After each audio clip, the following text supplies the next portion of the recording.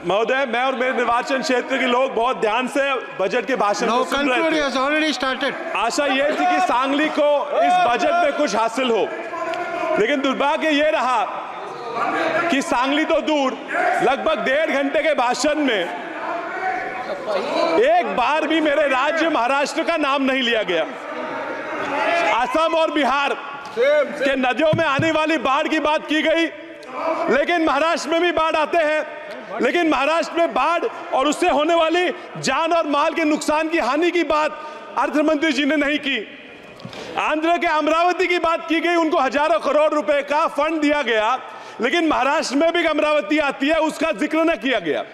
सांगली जो मेरा निर्वाचन क्षेत्र है, वो भी चाहता है कि स्मार्ट सिटी में उसका समाविष्ट हो, उसका ना स्मार्ट सिटी में समाविष्ट हुआ, न वहां हवाई अड्डे के लिए कोई निधि दिया गया।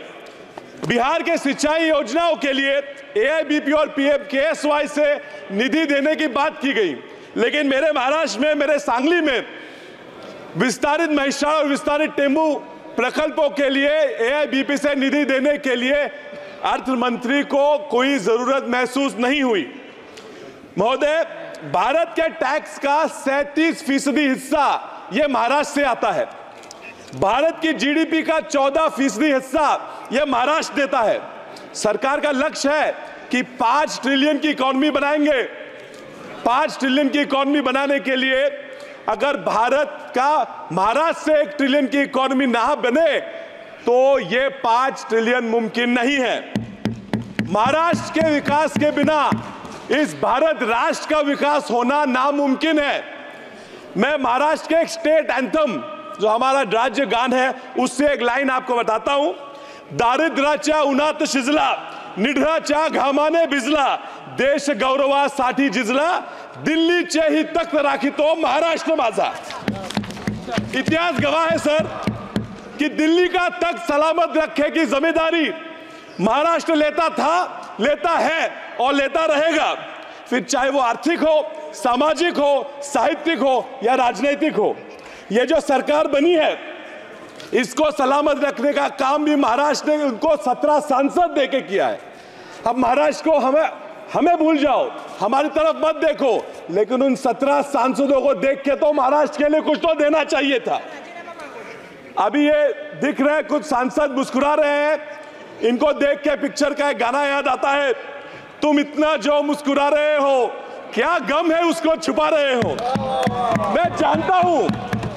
मैं जानता हूं इन्हें डर है कि वापस निर्वाचन क्षेत्र में जाके क्या कहेंगे, ये दुख उनको सता रहा है। खैर, इनकी मजबूरियां मैं समझता हूं सर। बैसाखियों पे बनी हुई सरकार से और लोग क्या अपेक्षा करेंगे। मुझे डर है कि ये बैसाखियों पे मजबूरी चलने वाली सरकार अपना देश न डुबा दे। सर, राज्यों की बात छोड़ते हैं, सामान्य लोगों की अपेक्षाओं पे क्या क्या किया ये मैं पूछता हूं। MSP को लीगलाइज करने की बात की, ये इन्होंने नहीं की। लोगों का कर्जा, किसान कर्जे से मर रहे हैं, कर्जा माफ करने की मांग की, वो दखलंदाज कर दी। महंगाई सीमित रखने के लिए तो इन्होंने कुछ किया ही नहीं।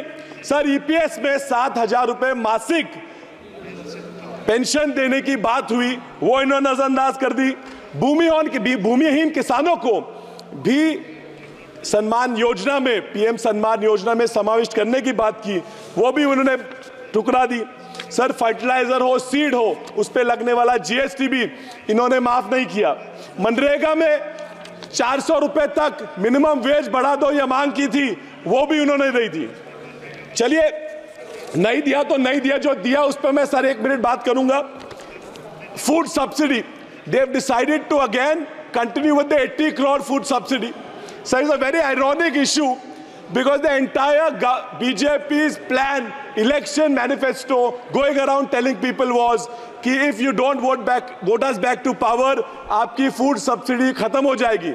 सर, फूड सब्सिडी की बात करते हैं और खुद इन्होंने इनके बजट में फूड सब्सिडी पे देने वाला प्रोविजन कम कर दिया है। सर, ये किसानों की वेलफेयर की बात करते हैं, 13.5% फर्टिलाइजर की सब्सिडी के लिए होने वाला प्रोविजन इन्होंने कम किया है। सर, ये इंटर्नशिप की बात करते हैं, 500 फर्म मिलकर 20,000 लोग हायर करेंगे बात करते हैं, मुझे ये मुमकिन नहीं लगता।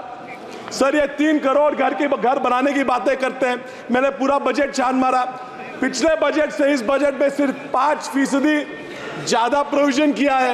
ये किसे फंसाने की कोशिश कर रहे हैं सर? ये छोड़ के बजट में 70,000 पिछले वोटर अकाउंट में और 60,000 इस वोटर अकाउंट में उन्होंने न्यू स्कीम्स के लिए दिए हैं। कौन सी न्यू स्कीम्स हैं? इससे क्या होने वाला है? क्यों नहीं बताते? हमसे वोट मांग रहे हैं और नहीं बता रहे 60,000 रुपए कहां जाए। Sir, you are in this budget, is this a budget only of announcements और is a budget only for actual provisions? मैं आपको हमारे संत तुकाराम महाराज जी का एक अभंग सुनाता हूं। बोला चीज कड़ी, बोला चाच बात, जेवून तृप्त कौन झाला। इसका अर्थ यह है कि बातों की कड़ी चावल से किसी का पेट नहीं भरता। सर, परसों एक बजट से खुश सांसद मुझे बोले कि विशाल, ये तो अभी बस पिक्चर ट्रेलर था, पिक्चर अभी बाकी है।